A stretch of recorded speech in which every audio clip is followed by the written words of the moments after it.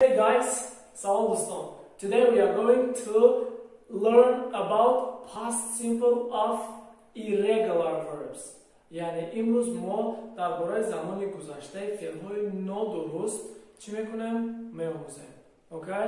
Past simple. Past simple is an action that happened in the past in an exact time or in a stated time. Okay? یعنی زمان گذشته چی میشه؟ زمان گذشته همون حالتیه که کاری که در زمان گذشته شد گذشت و وقتی معین در یگان وقتی معین همی کار شد الان چی میگیم؟ زمان گذشته. و امروز ما درباره فعل‌های نادرست می‌آموزیم که فعل‌های نادرست چیکار می‌شوند. فعل‌های نادرست کم دیگرگون است از فعل‌های درست. اوکی؟ فعل‌های نادرست نگاه کنید چیکار می‌شوند.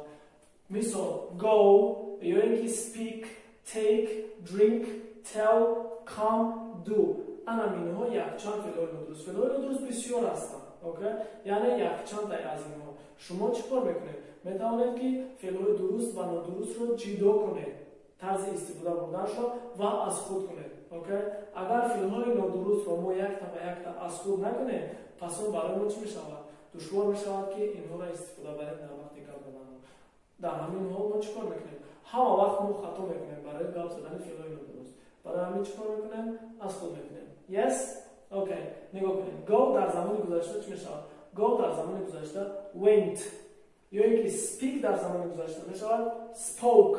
یا اینکه take گرفتن میشود در زمان گذشته took. drink نوشیدن در زمان گذشته میشود چی؟ drank. tell یعنی گفتن در زمان گذشته چی میشود؟ told گفت یعنی. come اومدن در زمان گذشته چی میشود؟ came یک حرفش عوض شده است خلاص حرف او ای شد. دیدیم؟ یا اینکه دیگرش do اجرا کردن در زمان گذشته چی میشود؟ did. اوکی؟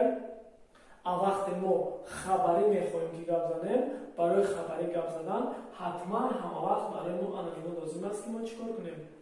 گپ زنیم استفاده بریم. مثال اگر شما وقتی میخوایم بگیم که من یگان جا رفته بودم پس چی بگیم؟ I went. go برای ما چی؟ لازم نیست. I went to America. یعنی من به امریکا رفتم. یا اینکه چی؟ You spoke Spanish yesterday. یعنی چی؟ شما با اسپانی گپ زدید دیروز. Yes? یا اینکه she drank a lot of Coca-Cola. Yes? یعنی وای چیکار کرد؟ بسیار کوکاکولا نوشید. Yes? یا اینکه they did their homework. آنها چیکار کردن؟ آنها وظیفه خانگیشان رو اجرا کردن. یا اینکه so we came to class early. یعنی ما با سیمز چیکار کردیم؟ یعنی با درس بر وقت اومدیم. یا اینکه دیگرش so he told me about the yesterday's class. یعنی او با من درباره درس‌های دیروز گفت. اوکی؟ Yes? این همش چی شد؟ خبری. اگر. اوکی؟ خبری نگاه کنید. شخص‌ها، فعل‌ها، ایناش برای ما لازم نیست. فقط اینها لازم است. اوکی؟ و اگر که ما اینها را چی کنیم؟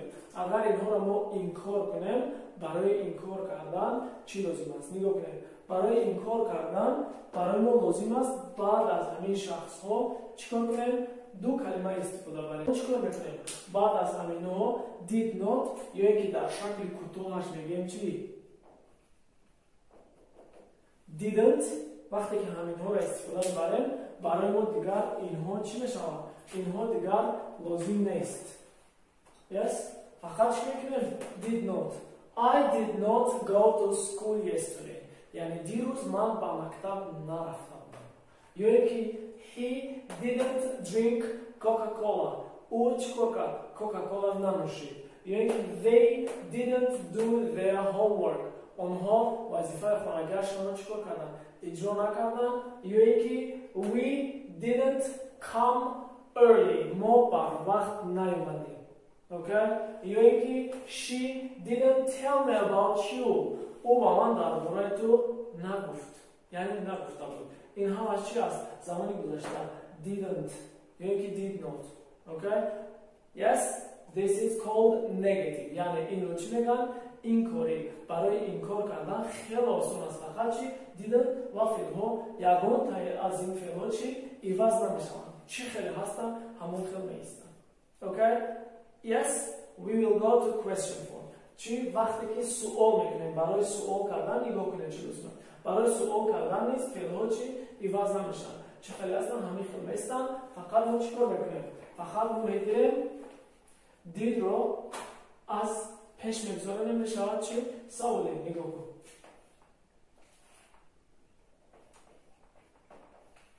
دیدن؟ دید رو ما از اینجا گرفتیم با چی؟ پیش. یعنی پیش از شخص ها گذاروندیم دید رو جمله های ما چیشی؟ سوالیشی. اوکی؟ یس؟ همه این ها چی هست؟ سوال هست. مثال بگیم چی؟ Did you go to school? یعنی تو با مکتب رفته بودی؟ یا اینکه Did he take the books? او کتاب ها رو گرفته بود. یا اینکه Did they come here? آنها با اینجا آمدن. یا اینکه so Did they do their homework? آنها وظیفه خانگیشون رو اجرا کردن. یا اینکه so Did he speak to him in English? او چیکار کرد؟ با همراهی وی با انگلیسی گپ زدن. اوکی؟ یعنی همین چی شد؟ سوال شد. یعنی این درباره فعل های نادرست. اوکی؟ ما فقط چیکار میکنیم؟ همین ها رو یک از خود میکنیم زمانی حال و زمانی گذشته چیکار میشود؟ برای ما آسان میشود کار. Okay? So this is about past simple of irregular verbs. And thank you for watching. Do not forget to click like and subscribe. Okay? Goodbye. See you next class.